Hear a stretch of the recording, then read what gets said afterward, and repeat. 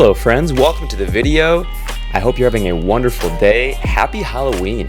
Hope you had a great Halloween. I certainly did. Had some friends over, kept it real low key with everything going on, but nice to see some people. Had some great outfits. I was Thomas Shelby from the Peaky Blinders.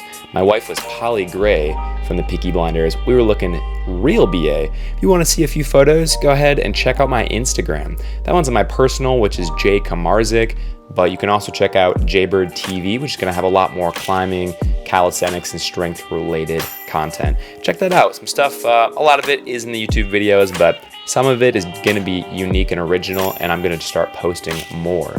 So here, just hopping on this yellow V4, V5, got a little traffic jam there. Happens sometimes. Thankfully, he hopped off. Thank you, my man. Let me climb. And able to get the send. Here I'm hopping on this V6, V7. Pretty interesting. Starts down low, you got two features, and then a bunch of those black wedges out to the right. Wasn't entirely sure what the beta would be, had an idea. Wonder if there wasn't some sort of mantle involved.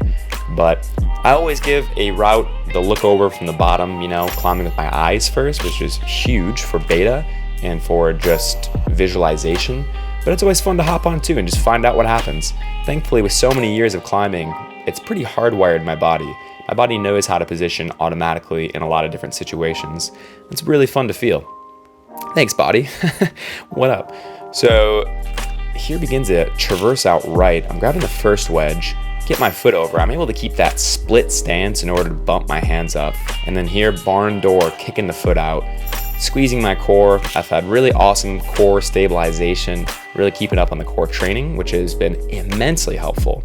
Huge, just connects the lower and upper body, really makes everything so much easier. I really recommend just working that core continuously. It's the one muscle group that you can really hammer even every day without having to fear about fatigue or overtraining or anything like that. So I'm actually hopping straight onto the black tag in this set. I did include V8 minus because this whole set did feel a little bit easier, a little bit softer to me. I was feeling great this day, so I will attribute a little bit to just good climbing, but a little easier. Nothing wrong with that though. So I'm immediately going up to those two big side poles, keeping loads of core tension here. I'm really squeezing everything, excuse me, and able to kind of finesse my left hand up, walk that right foot, keeping my hip really close to the wall. And like I said, squeezing like crazy, pushing there to maintain some balance, and then walking my feet up. Do an interesting bump, and here pretty much done. Just some crimps at the end. My crimp strength has been feeling pretty baller. Like I said in the last video, I'm working on my open hand strength. And Andre, well, thank you for loving the music. I do love lo-fi chill hop. Comment below, everyone. Let me know what kind of music you want to hear in the video. I have somewhat of a limited, pool to draw from because I license the music, but there's definitely some good variants in there. But I do love a lot of the artists that I've found and typically use. So I would love to make a video about open hand versus closed hand and talk about the few different like half crimp, full crimp, open hand, how to train them, and just go into the specifics. It'll definitely help, I think, people in their climbing. So I'd love to do that. So here, super fun, flowy blue V4, V5. I love this one. The heel hook in the beginning just feels awesome. I climbed it twice to get those two shots and was super happy to do so. Real flowy, real fun. Also, I was really stoked to see Boomfloof back in the comments. Welcome back, my man. I'm sorry that you missed the last few episodes too, but I'm really happy that you saw him and you got your Jaybird fix in. Great to see you. For all my regular commenters, I love you all very much. It's awesome to see you always commenting. It makes me smile. I do read them all. It's really awesome. Also, Ackerman Climbing. Sam, good to see you in the comments as well. Yeah, YouTube, sleeping, not alerting everyone. So glad that you caught on though. I will be posting regularly, so should be lots of great climbing content. So jumping back into the route at hand, got this fun green V6, V7. This is the crux right here.